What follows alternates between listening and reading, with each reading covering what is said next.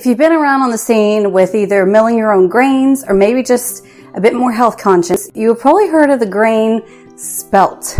And when it comes to actually milling your own wheat, I get questions a lot about spelt, wondering what it's good for, and also maybe the history of it. What is it as far as an ancient grain? What does that mean?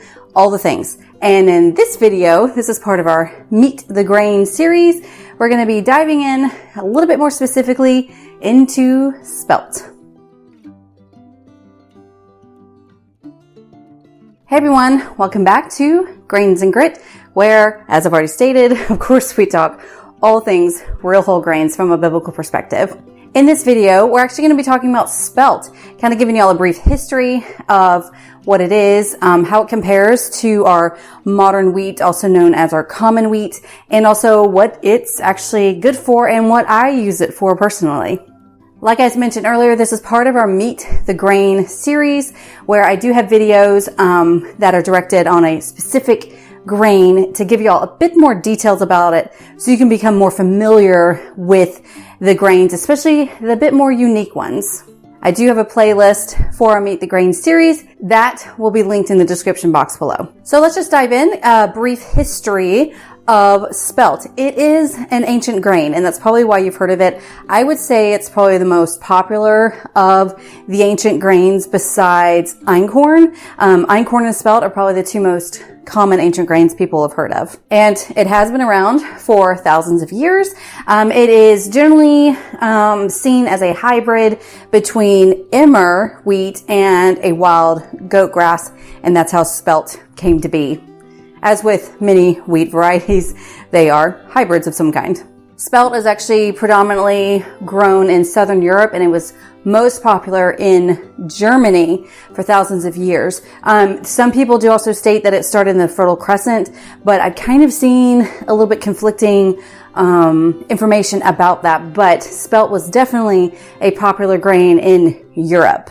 It was very common to be used up until about the 19th century. And then, of course, now we have our modern wheat varieties that are more popular. But so spelt kind of died off a little bit. But thanks to the past few decades, and especially in the health-conscious food world, spelt has definitely come back in popularity as an ancient grain. But most people kind of don't know what to do with spelt. Another interesting tidbit about spelt is if it's mentioned in the Bible or not. And I will go ahead and say this is an interesting topic because in the King James Bible, spelt is not mentioned at all by name. But we do see in modern translations that they do use the word spelt. But this is not a time to get into a debate over Bible translations, but just an interesting tidbit about that information, that in some translations you will see the word spelt used, but in the King James, it is actually not used. Now, the difference between spelt and our more the common wheat, or what people would call modern wheat. And by modern wheat, I'm talking more of like hard red, hard white, soft white, just the ones that we use more commonly. And this information I find kind of varies because it's been difficult for me to understand when people talk about common wheat, if they're talking about white flour compared to spelt, or if they're talking about true whole grain, like you've milled it yourself, hard red, hard white, soft white wheat. So keep that in mind. But from what I have researched and understand about real whole grains is spelt is still a wheat. It's still of the wheat kind. And so they have pretty much very close similarities to our hard red, hard white, and soft white wheat. So as far as nutrition goes, very, very similar. Some sources I was seeing where spelt has a little bit higher zinc, a little bit higher in the B vitamin category, but overall it's pretty much the same fiber and nutrition that you get with typical wheat berries. The biggest difference you will see is, of course, like with the biggest difference with any wheat berry, is the gluten amount. And this is where spelt gets a little bit tricky, as with any ancient grain. If you typically look at bags of spelt, it'll generally tell you that it's about 12% protein, which is common to closer to more of what soft white wheat is. But people also use spelt for yeast breads. And this is just where I go off of my own experience using spelt. as well as what other people have stated about Spelt, is Spelt generally can be handled a bit easier for those with gluten sensitivities.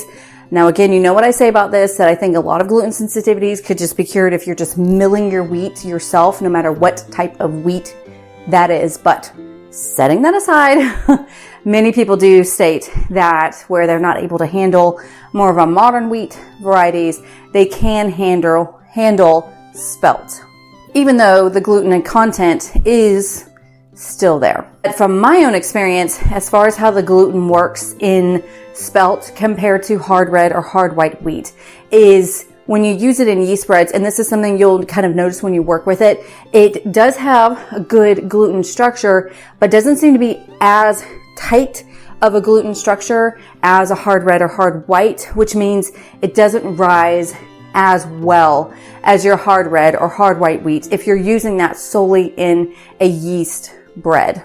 And that is the biggest difference. So I will say, just obviously there's something different with the gluten strands with Spelt as opposed to hard red and hard white.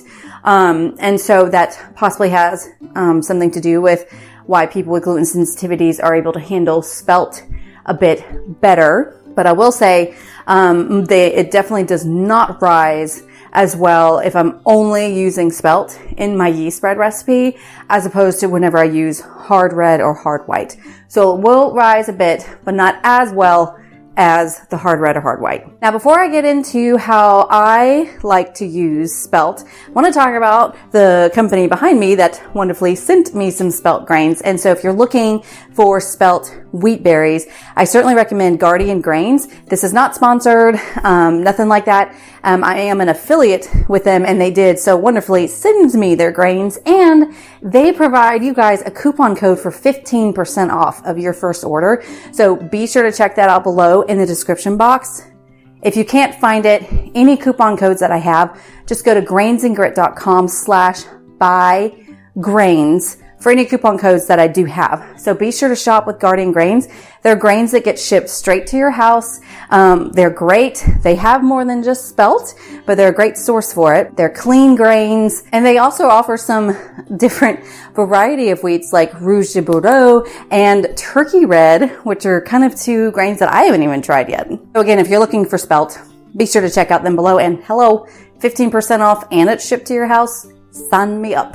All right, so let's talk about how I like to use Spelt. So as I stated earlier, I do not use 100% Spelt in a yeast bread because it just doesn't rise as well. However, one of my favorite combinations for a yeast bread is where I'm using about 2/3 hard red wheat berries and 1/3 Spelt berries.